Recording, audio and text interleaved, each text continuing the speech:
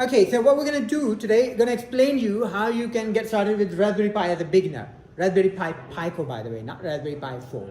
So when you buy this off Amazon, it's a comparatively cheaper version of Raspberry Pi, because Raspberry Pi 4 is a pure Raspberry Pi microprocessor which has the processor on it. But this one is a small chip that you can see there's no processor in the way that you don't have you can't install an operating system on it, right?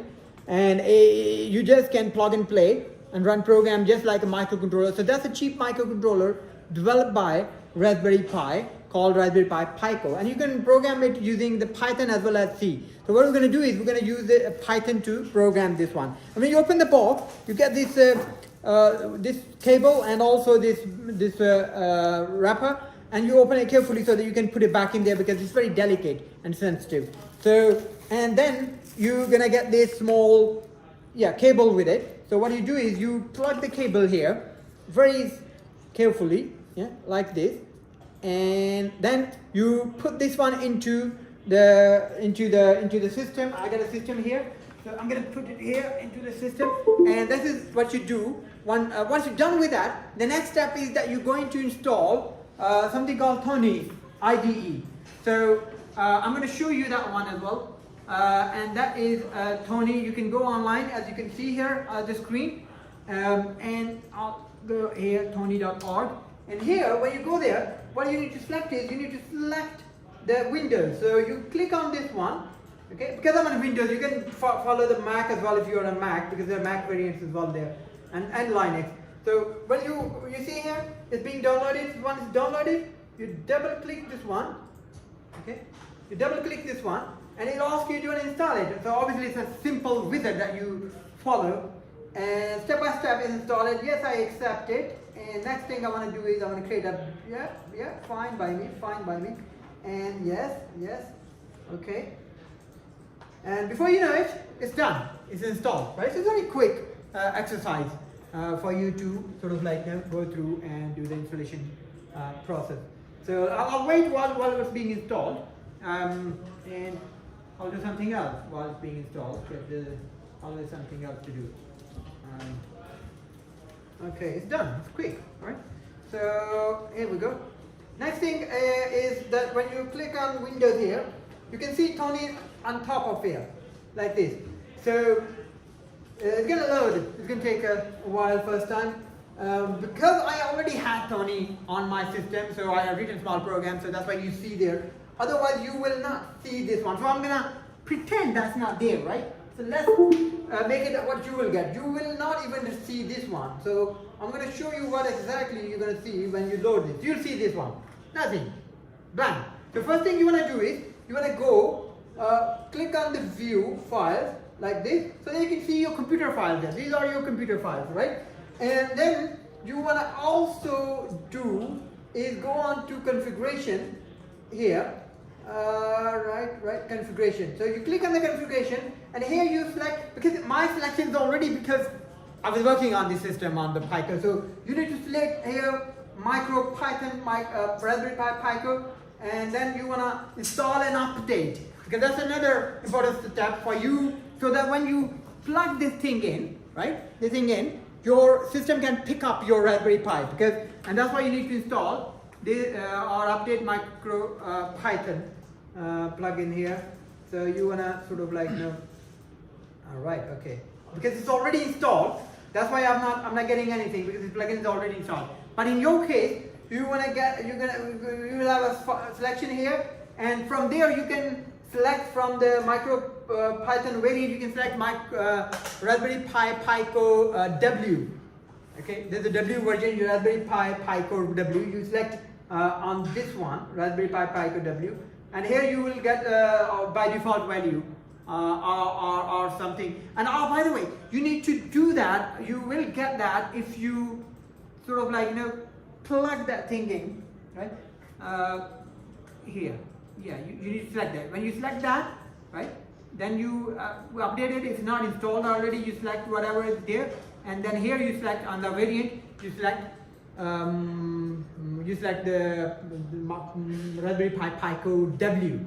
Okay, there are 2-3 versions there, but you need to select W. and then you just say okay, and you can move ahead, and then we're ready now. We're ready to plug that in. You know, the moment you plug that thing in, it's gonna basically finger. It's gonna pick it up, and how it's gonna pick it up is very simple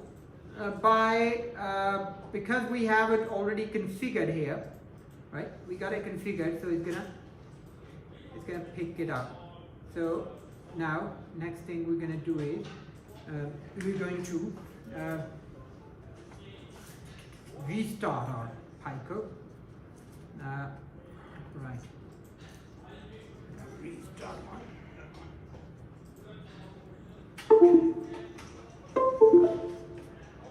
Normally that's not how it works in the YouTube videos.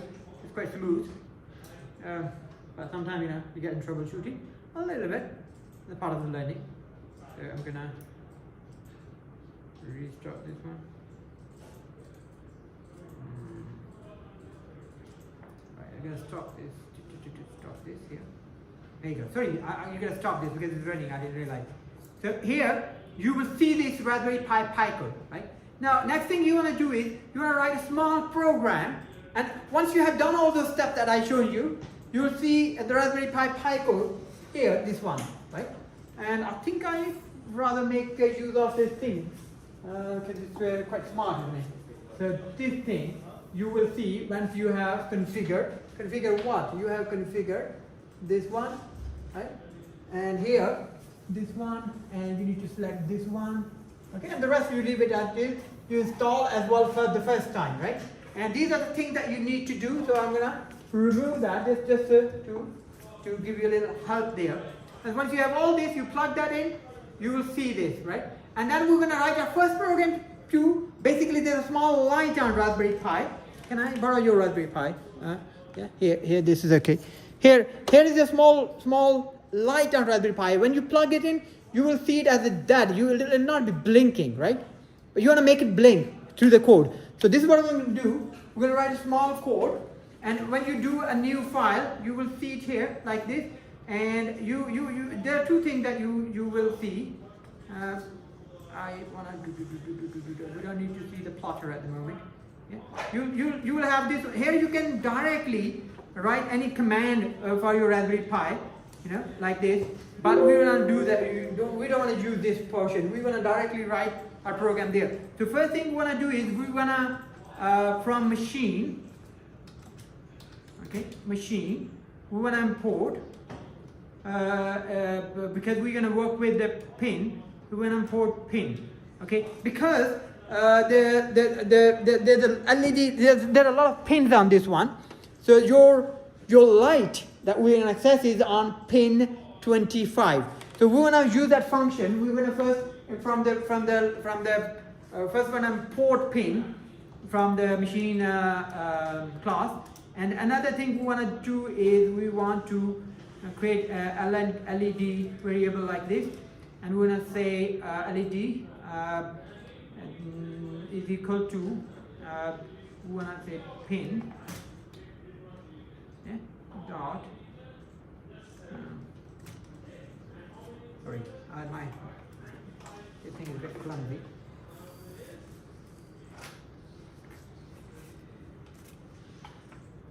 Yeah, I've written this program for you already. So you have to write this machine.import from time import. This one I'll explain to you in a minute, but we can remove this one for the time being. You can see pin, and then you know pass 25 and pin that out. Okay. 25 is the pin where the LED light is. Okay, that's the number by default. And then you're gonna put this parameter pin that out, and then you're gonna write a small true. While true is your loop. Remember I told you about the while loop. The while loop keeps doing stuff until something is true. So this is indefinite loop. And next thing we want to do is LED.toggle. Okay, and because we want to use what this will do is it will turn your light on LED. But what will happen is this code, if we run it, it will turn the light on, but it will toggle in. It will blink in, blink off, blink in, blink out. But it will do so quickly that you will not even notice. That's why you need to put a small sleep code there from time import sleep, And then what you want to do is you want to sort of like, you know, have sleep code there, and then you're going to put the sleep to 1.0. We started with 1.0 sleep, which means while the loop is running, this toggle is going to turn it on and then go to sleep, and then off and go to sleep, turn it on. So you see a little like on and off, on and off, on and off.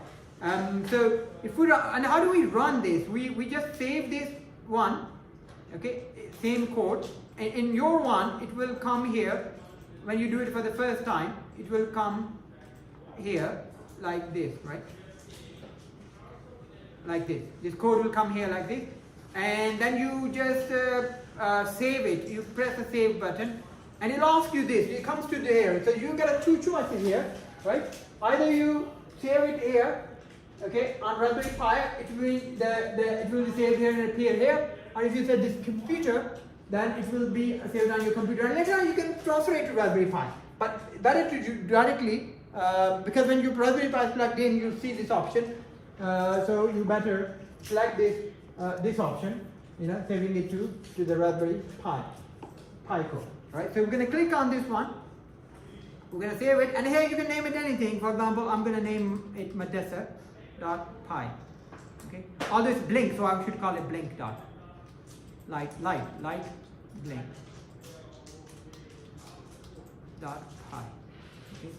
And then I say okay, and then I say it's light blink is there. Now what I could do is I could put a cursor here and Control D, and it will soft reboot my Raspberry Pi. So when it now, because what happens is the code I've written is already burned onto my Raspberry Pi. Okay. So when I reboot my Raspberry Pi, this code will be executed. So what I want to do is I want to remove this code perhaps, or if you want to only execute this light blink, I can run it from here as well, right? So when I do that, so my light will start blinking. Here we go. Here we go. As you see here, my light is blinking now. Okay. So what I'm going to do is, since my light is blinking, I want to make it blink fast, right? Shall I blink it fast? How about I blink a little faster? So what I have to do is, I have to stop it here. Now when I stop, it stops blinking. Do you see? Stop blinking. So now what I'm going to do is, I'm going to blink it even faster, which means I put the delay, the sleep, let's say 1. It'll be like really fast. So I'm going to save it again, and I'm going to run it again. See? Now it's blinking much faster. Okay? So you can make it slower or faster, or if you put a more delay, it will be really slow blink. So this way you can make this one blink. So this is a small program, our first program, how to make a light blink. Now next program, what we're going to do is, we'll do, in the next video, what we'll do is we will make a program to pick up the temperature data from a sensor. Thank you for watching.